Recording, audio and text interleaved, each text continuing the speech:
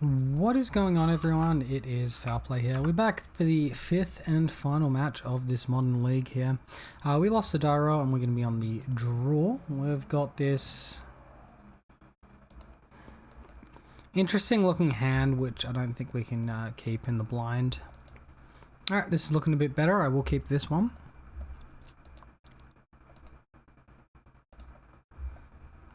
And we'll just go ahead and bottom a Horizon Canopy.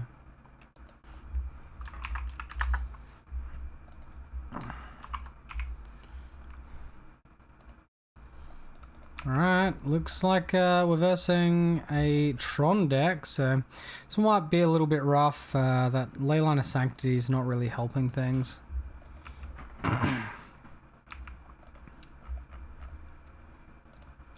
Unfortunately.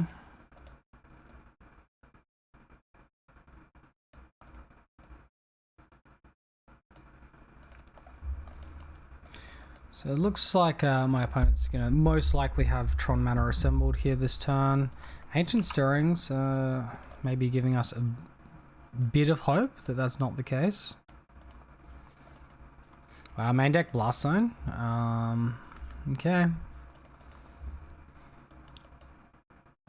Expedition map as well. We might just have the natural Tron here. This is all pretty uninspiring.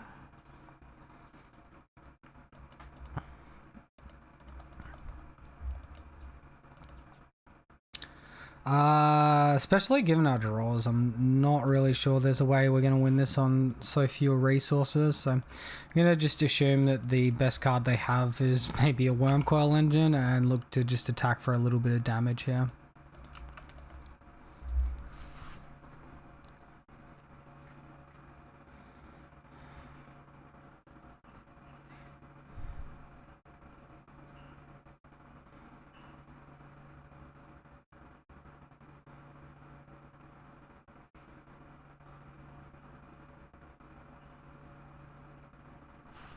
Alright, here comes the Chromatic Star.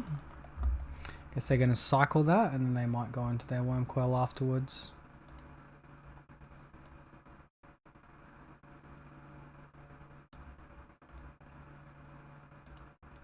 There's the Worm Coil. Alright.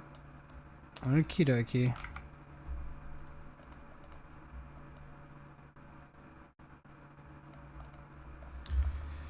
Wow, well we've just about drawn as perfectly as any Bogle deck could. With the Looming Blast Zone in my opponent's hand, I really don't see a world where we're winning this one. Alright, so Leyline's obviously a card that we can sideboard out here pretty nicely. Gadok Teague, a very good card in this matchup. And then we can look at potentially things like Seal of Primordium, Suppression Field, Force of Vigor as well. A lot of that could potentially be overboarding though, so we might not want to go too hard on all that. Suppression Field will interrupt their like Expedition map, their Planeswalker actives, things like that. Walking Ballista active, where things like Force of Vigor maybe a little bit narrower. I feel like something like that's probably going to be alright, and then we can maybe just trim on these Cartouche of Solidarity because they're not the best here. Want to keep in our 2 mana auras to potentially play around Blast Zone.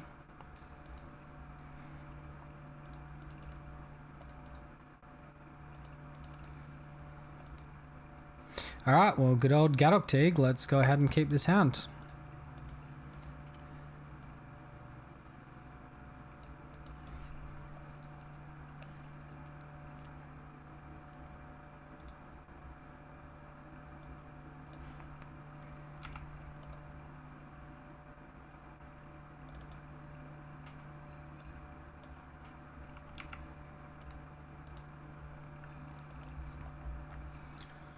It has mulligan to 6.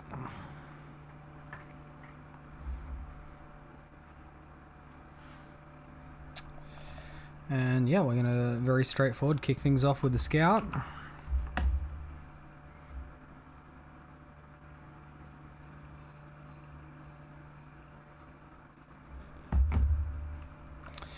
opponent with the Expedition map I think it's probably worth going for the suppression field here, trying to lock our opponent off of their card.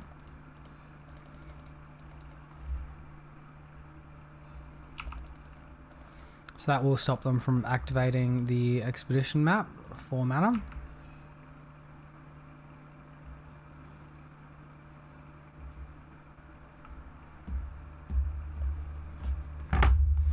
They do have, however, have 2 Tron pieces here. So what I'm going to look to do is play Gadok Teague and get it out of the range of like a Dismember potentially.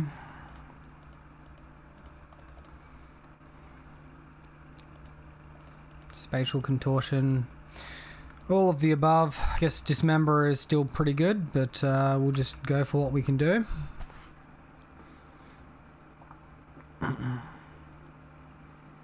So we get out of the range of Walking Ballista. We can't be shot down by...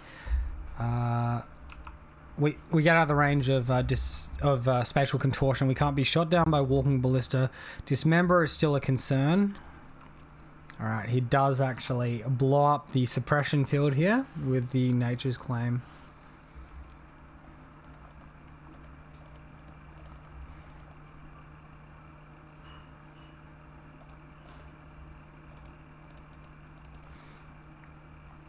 We'll play out our Spirit Dancer. Let's buff up the Gadok Teague once more. And we'll get that draw trigger happening. Alright, just about as good of a draw as you ever expected playing Bogles. And go ahead and attack our opponent for 6 and see what they've got. They did actually miss a land drop as well, which is obviously helpful for us.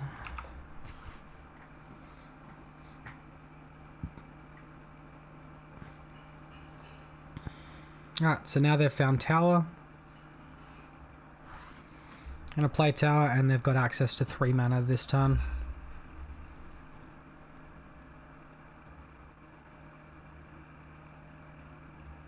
Another expedition map, okay. So I guess they're just going for Blast Zone at this point. There's real potential for us to just kill our opponent here if we get a string of good auras together. That is a good place to start. So we're going on the Spirit Dancer now.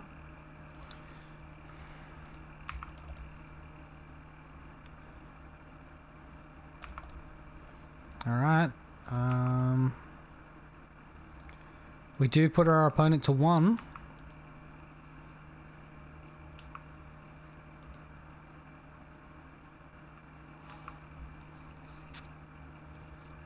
Now we've got to choose between putting Lurrus to hand or playing Suppression Field.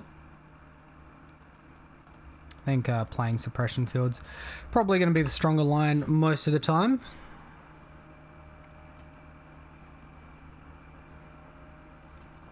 Just make that Blast Zone pretty significantly more expensive. He's just gone for a Tron card now. It's a Walking Ballista, a Worm Coil Engine. Opponent concedes. Alright, well, got him locked out with the Suppression Field there. Maybe we were a little bit lucky, right?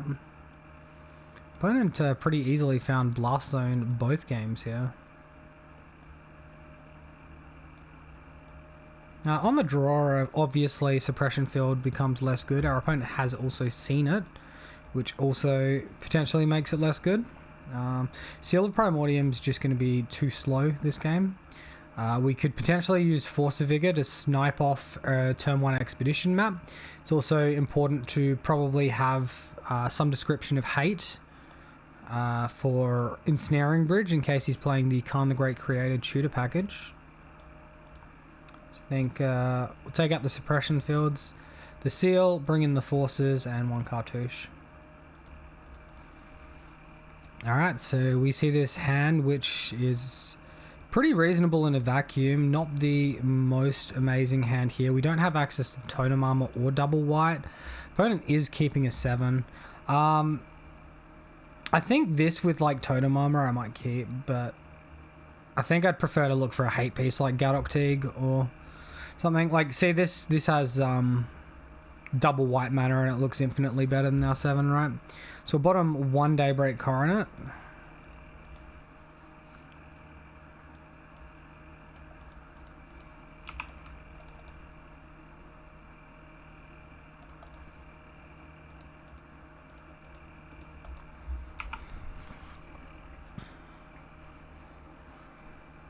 We have a little bit of assurance against Blast Zone because Cartouche of Solidarity does give us a token. It's not very good assurance, but it is something. Looks like maybe a Sylvan Scrying or an Ancient Stirrings is imminent. There's a Sylvan. See what they go for. They did keep a 7-card hand here, but they are going after Tron mana here also. Alright, we might just go ahead and slow roll this Ethereal Armor. My opponent plays a Khan. I'm going to want to have hopefully enough power to kill it on the minus. If they play a Wormcoil Engine, I'm probably quite happy, right?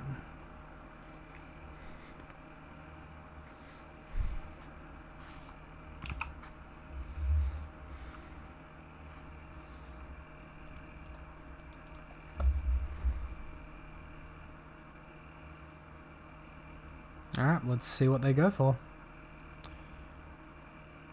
Alright, it is a Khan.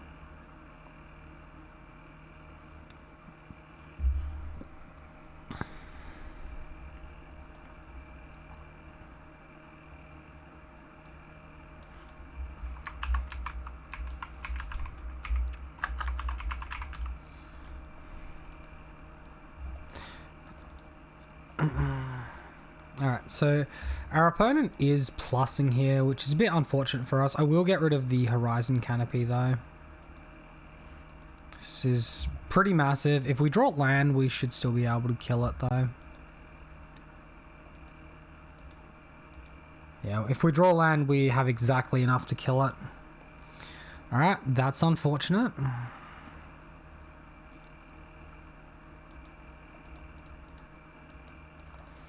Alright, well we might just be losing our best aura here, but I also think we have to commit it to the board.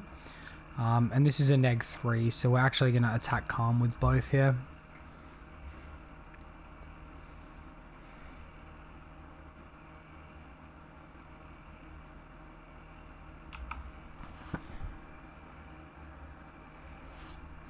Alright, we'll lose the Bogle. See if they have the Ugin. Ugin is Scoop. Blast Zone is also pretty good. Oh, did they have Ugin as well? Ugin, Blast Zone, and Khan. Cool. Alright, well, we're never winning that one. So that's that game over, unfortunately. It's not worth playing out there. If I have a fetch land and extremely good auras left in hand, I might be able to get there with Dryad Arbor, but like obviously that's not going to happen in this spot. Alright, so overall the list ended up going 3-2, which, you know, is mostly pretty reasonable. Nice starting point. We did bring in Cartouche of Solidarity to sort of like try and combat a bit of the Kaya's Guile that has been gaining traction and attention in the format. But of course we didn't run into any of those decks, so Cartouche of Solidarity was pretty like medium most of the time. Like, of course it's never going to be awful, but it wasn't exactly amazing either. I think, like, given how the metagame's shaping up, we're probably looking at just removing these ley lines from the main deck and putting them into our sideboard. As for like main deck inclusions from there, we could try including some paths. Maybe we can try and spice it up a little bit as well and go some like Mana Tithe. I haven't played that card in a while, but I wouldn't mind testing it out again. Sideboard wise, we would have to trim down. We are a little bit over encumed on it currently, so look at removing like one Force of Vigor and maybe a ley line. I'm not sure ley line's in the best place at the moment, so 3 is probably fine.